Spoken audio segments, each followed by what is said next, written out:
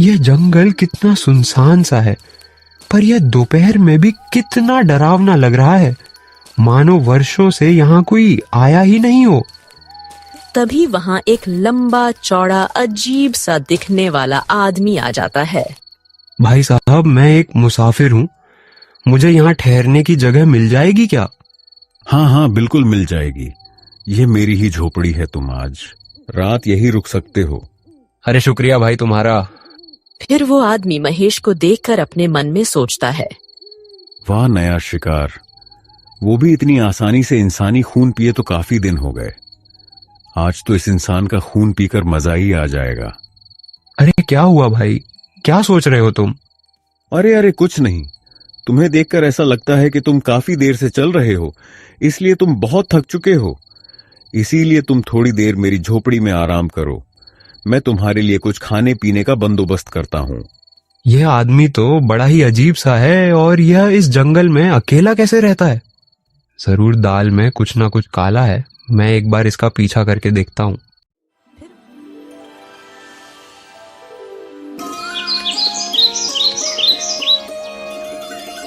विलासपुर गांव में एक बुढ़िया अपनी 2 बेटों रघु और महेश के साथ रहती थी।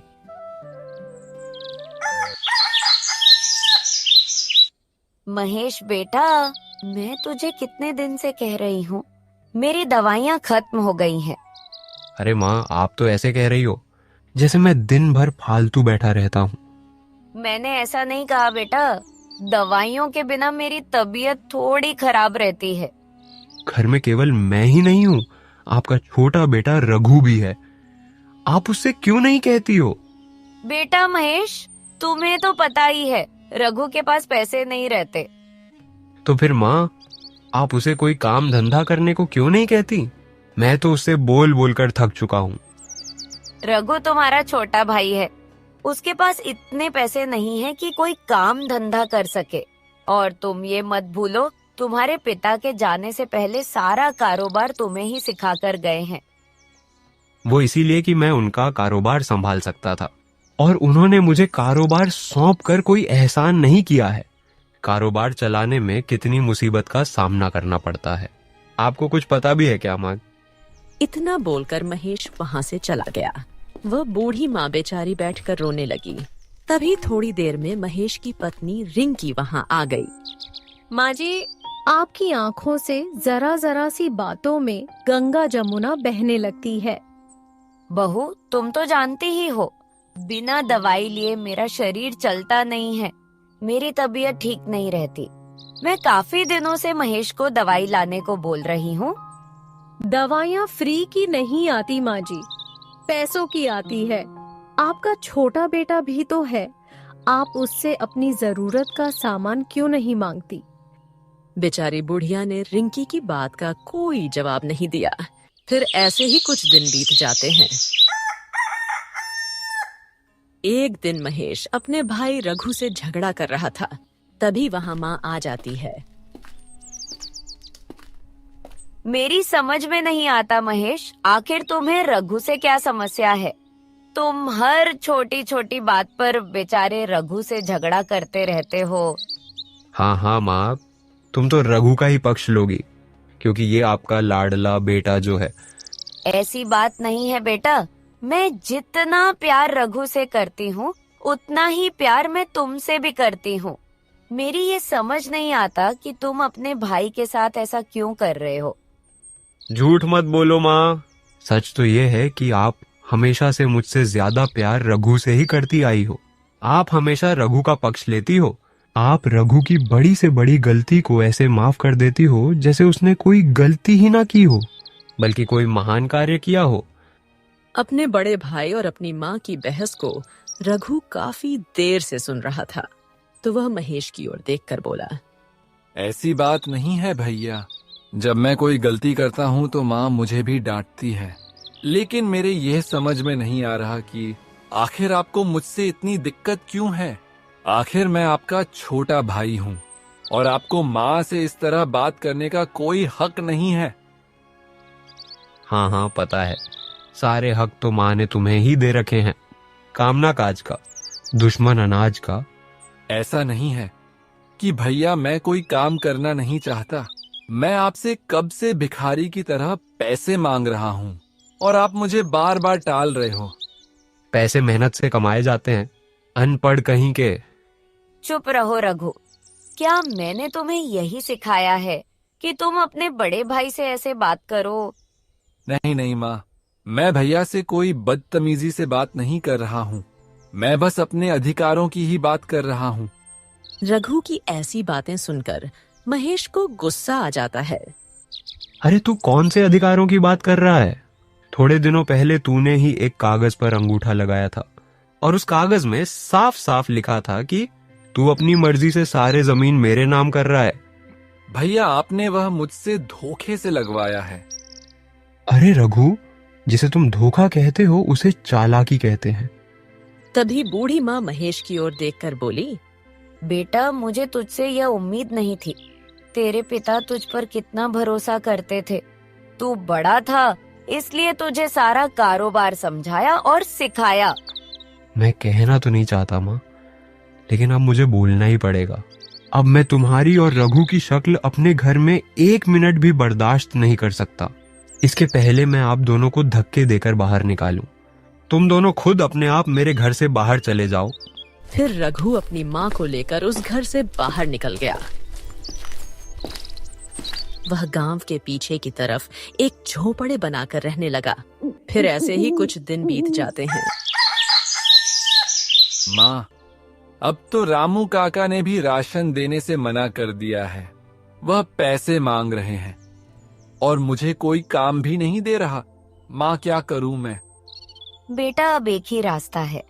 तुम अपने बड़े भाई महेश के पास जाओ और उससे कुछ पैसे उधार ले आओ। हो सकता है अब उसका दिल पिघल गया हो और वो तुम्हें कुछ पैसे दे दे। और अगर वह तुम्हें पैसे उधार ना दे तो उसे बोल देना कि माँ ने तुम्हें एक जरूरी बात करने के लिए बुलाया है। माँ तुम्हें कुछ बताना चाहती है। फिर रघु महेश से पैसे उधार लेने के लिए उसके पास जाता है।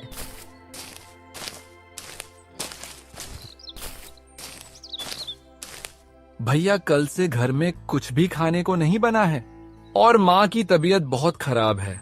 आप मुझे कुछ दिनों के लिए कुछ पैसे उधार दे दीजिए। मैं आपके पैसे वापस लौटा दूंगा। अरे तो मैं क्या तुझे खजाने का मालिक नजर आता हूँ जो तू मुंह उठाकर यहाँ चला आया? भाग जा यहाँ से, मेरे पास कुछ नहीं है तेरे लिए। और तू वापस क्या सोचकर आ गया जब मैंने तुझे और माँ को यहाँ से बाहर निकाल दिया था? अब मेरा तुम दोनों के साथ कोई रिश्ता नहीं है। भाग जा यहाँ से। ऐसा मत कीजिए भैया, कम से कम आप माँ का तो सोचिए। उनका ख्याल रखना आपकी भी जिम्मेदारी है। कम से कम आप उनकी दवाई और उनके खाने के लिए तो पैसे दे दीजिए। तू मुझे एक बात बता, काम चोरी तू करे और तेरे खर्चे सारे मैं उठाऊं? ना बाबा, ना, ये मुझसे नहीं होगा। मेरे पास तेरे ऊपर लुटाने के लिए फालतू के पैसे नहीं है। मैं कामचोर नहीं हूँ भैया, कोई मजदूरी ही नहीं मिल रही। मैं तो आधे पैसों में भी काम करने को तैयार हूँ, पर कोई काम ही नहीं देता। भगवान के लिए आप मेरी कुछ मदद कर दीजिए भैया। लगता है तू ऐसे नहीं मानेगा। तुझे तेरी औकात याद दिलानी पड़ेगी। ठीक है भैया, आप मुझे पैसे उधार मत दीजिए, लेकिन माँ ने आपको बुलाया था। माँ आपको कोई जरूरी बात बताना चाहती है तो आप मेरे साथ चलिए। मुझे माँ की कोई जरूरी बात नहीं सुनना।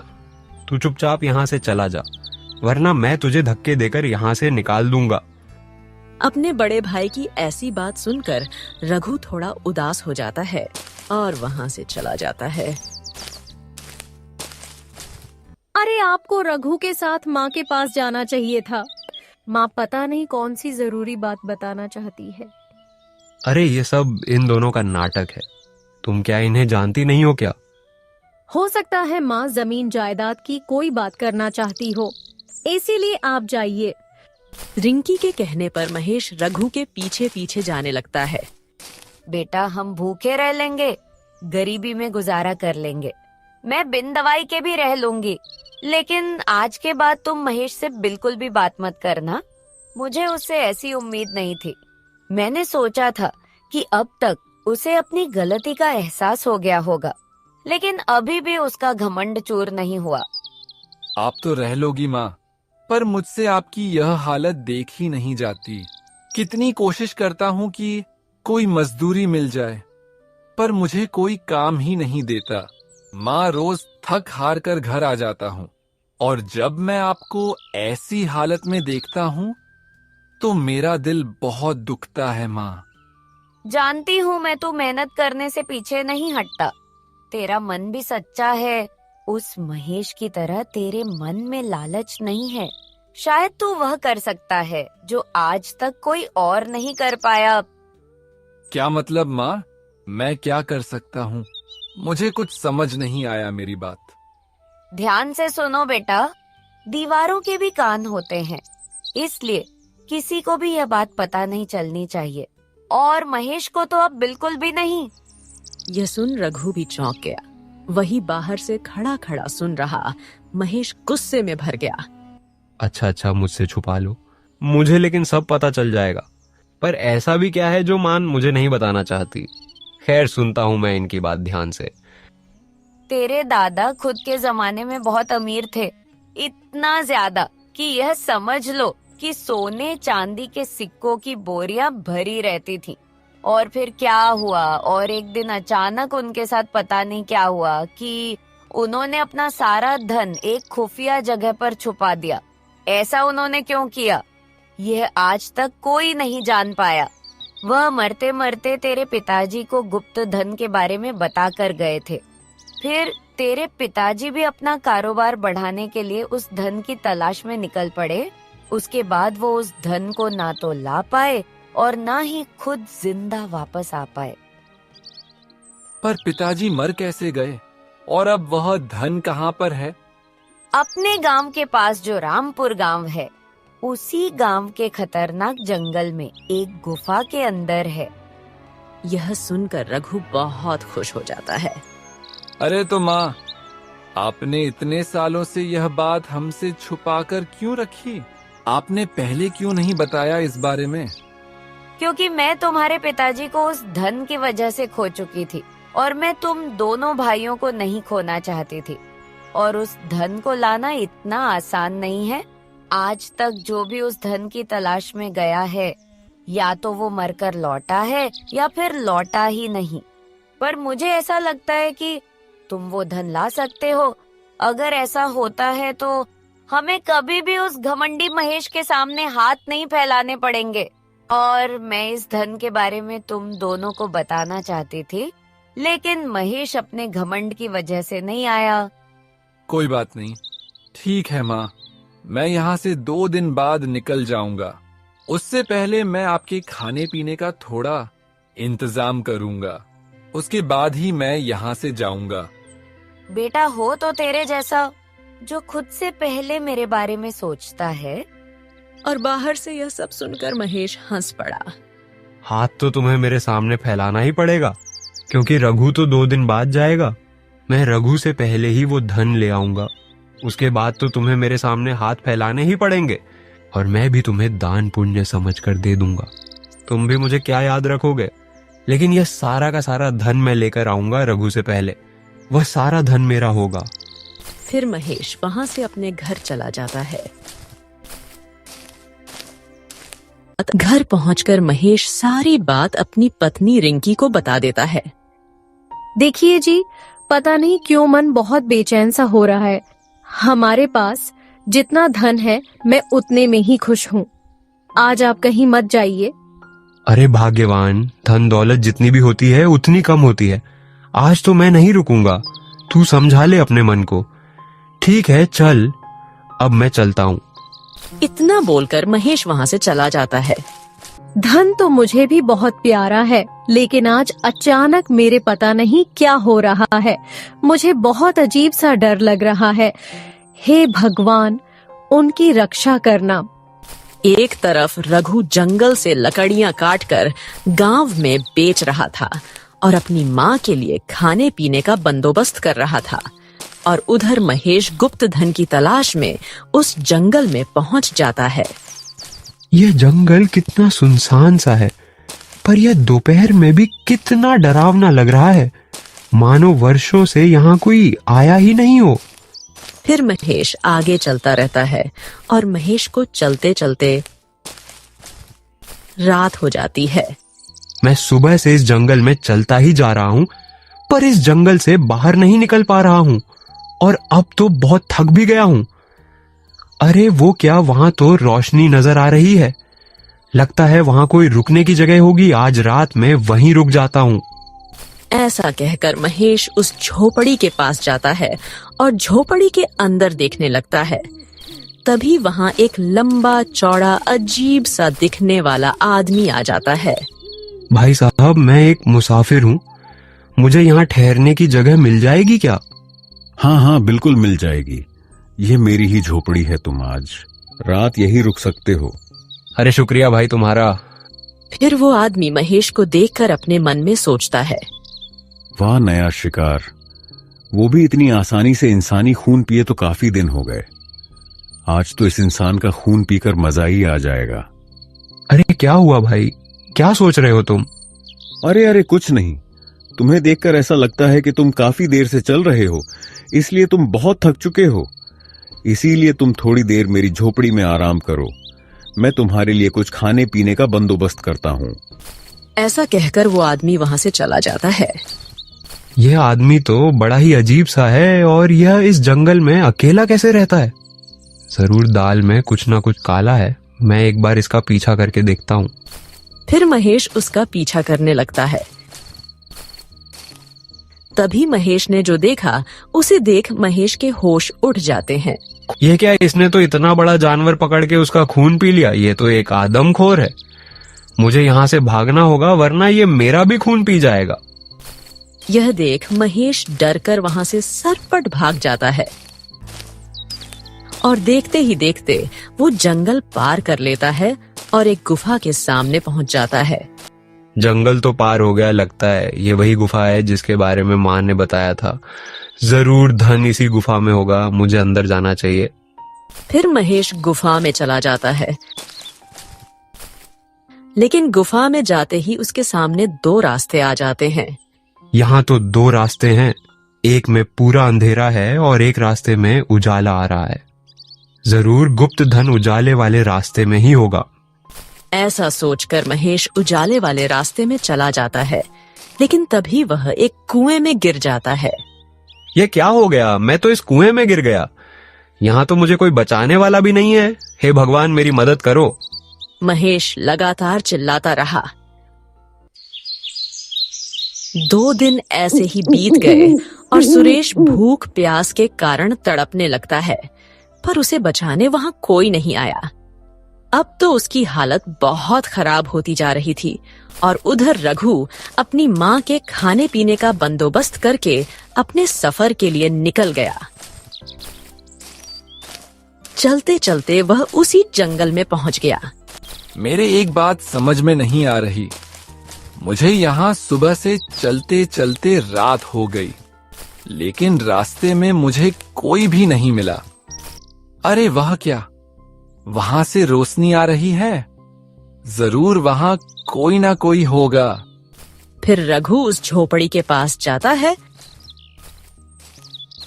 तभी वहां वो आदमखोर आ जाता है। सुनो भाई, मुझे जंगल से बाहर निकलने का रास्ता नहीं मिल रहा। क्या तुम मेरी मदद कर सकते हो? तुम इंसान मुझे मूर्ख समझते हो ना। 2 दिन पहले भी एक इंसान ने मुझे चकमा दिया था और यहां से भाग गया। क्या तुम उसे ही ढूंढने आए हो? लेकिन अब मैं तुम्हें उसे नहीं ढूंढने दूंगा। अब मैं तुम्हारा खून पीकर मेरी प्यास बुझाऊं। फिर रघु अपने मन में सोचता है, कहीं वह मेरे भैया तो नहीं है? कहीं आदमखोर सच तो नहीं कह रहा? क्योंकि मैंने भैया को 2 दिन से गांव में नहीं देखा। कहीं भैया मेरी और माँ की बातें सुन लिए हो और यहाँ गुप्त धन की खोज करने आ गए हो। हे भगवान, उनकी रक्षा करना। क्या सोच रहा है इंसान? आज तो तेरा खून पीकर ही मेरी प्यास बुझेगी। उसे देखकर रघु डर कर खुद से बोला, अब इसका क्या क्या करूं? इसके चंगुल से कैसे निकलूं? कोई तो बहाना सोच रघु, वरना धन की चाहत में आज तू इसकी खुराक बन जाएगा। सोच कुछ तो सोच रघु। अरे हाँ आदमखोर भाई साहब, आपको मेरा खून पीकर क्या मिलेगा? मैंने तो वैसे ही कई दिनों से कुछ नहीं खाया। मैं कई दिनों से भूखा हूं, तो मेरे अंदर खून की एक बूंद भी नहीं है। तू क्या मुझे मूर्ख बना रहा है? अरे आदमखोर भाई, आप इतने होशियार हो, आपको कोई कैसे मूर्ख बना सकता है? मैं तो आपका ही भला सोच रहा हूं। मैं तो यह कह रहा था कि मैं जंगल से कुछ फल फूल तोड़कर खा लेता हूं ताकि मेरा खून बन जाए, फिर आप मेरा खून पी लेना। मैं तो वैसे ही मेरी जिंदगी से बहुत परेशान हूं, कम से कम आपका तो पेट भर जाएगा। इस तरह रघु आदमखोर को अपनी बातों में फंसा लेता है।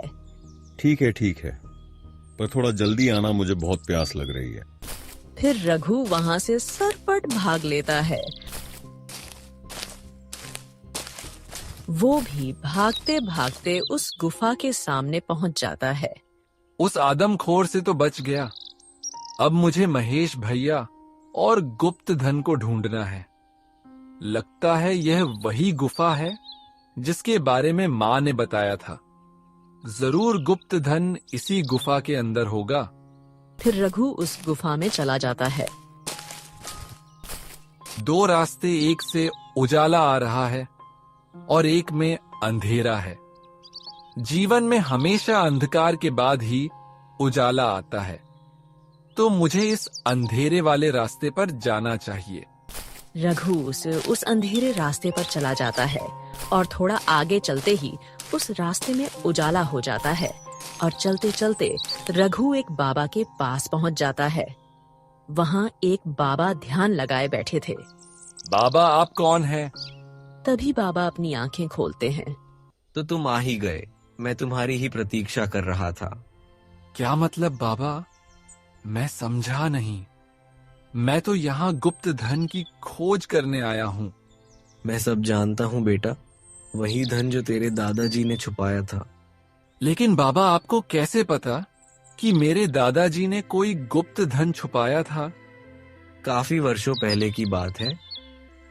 मैं यहाँ तपस्या कर रहा था, तभी तुम्हारे दादाजी यहाँ आए और उन्होंने कहा कि मेरा यह धन संभाल कर रखो, क्योंकि इस धन की वजह से लोग मुझे मारना चाहते हैं और मेरी इस दौलत को हड़पना चाहते हैं। इसीलिए मैं यह धन आपके पास रखना चाहता हूँ। अगर कभी भी मेरे अंश या मेरे परिवार को इसकी जरूरत सच्चे मन से हुई, तो वह मुश्किल रास्ते तय करके वह यहाँ तक पहुँच जाएगा, और किसी के मन में लालच आया तो वह यहाँ तक कभी नहीं पहुँच पाएगा, और उसके बाद से ही यह धन मेरे पास है। तुम एक सच्चे और ईमानदार व्यक्ति हो, इसीलिए तुम यहाँ तक पहुँच पाए। अब तुम अपना सारा धन अपने साथ लेकर जा सकते हो। फिर बाबा अपनी शक्ति से गुफा में एक रास्ता बना देते हैं। ले जाओ बेटा तुम्हारा धन। बहुत बहुत धन्यवाद बाबा, पर मुझे इस धन से अलग भी कुछ चाहिए। मेरे भैया इस धन के लालच में यहाँ आए थे, अभी तक वह वापस नहीं लौटे। मैं उनको भी अपने साथ वापस लेकर जाना चाहता हूँ। वैसे तो ऐसा अभी तक नहीं हुआ। जो भी यहाँ लालच में आया है वह जिंदा लौटकर वापस नहीं गया, और तुम्हारे बड़े भाई महेश ने तुम्हारे साथ बहुत गलत किया है, फिर भी तुम उसे अपने साथ लेकर जाना चाहते हो। भाई के प्रति ऐसा प्रेम देखकर मैं तुमसे बहुत खुश हुआ। तुम उसे अपने साथ लेकर जा सकते हो। फिर बाबा अपनी शक्ति से महेश और रघु को अपने घर पहुंचा देते हैं। अरे मैं यहाँ कैसे आ गया? मैं तो सोच रहा था कि मैं जिंदा लौटकर कभी वापस नहीं आऊंगा। मुझे माफ कर दे मेरे भाई, मैंने तुम्हारे और माँ के साथ बहुत गलत किया। जब तुम मेरे पास मदद मांगने आए तो मैंने तुम्हें वहां से भी भगा दिया। माँ को भी भला बुरा कहा, फिर भी तुमने मेरी जान बचाई। तुम मुझे माफ कर दो मेरे भाई। आज से अपन सब साथ ही रहेंगे अब। अरे आप मेरे बड़े भाई हो, आपको अपनी गलती का एहसास हो गया। मेरे लिए इतना ही काफी है। माँ, मैं आपसे भी माफी मांगता हूँ। मुझे माफ कर दो माँ। कोई बात नहीं बेटा, मेरे दोनों बेटे सही सलामत लौट आए। एक माँ के लिए इससे बड़ी खुशी की बात क्या हो सकती है। तो दोस्तों, कहानी पसंद आई तो कहानी को लाइक, शेयर एंड कमेंट कीजिए और हमारे चैनल को सब्सक्राइब कीजिए। Thanks for watching.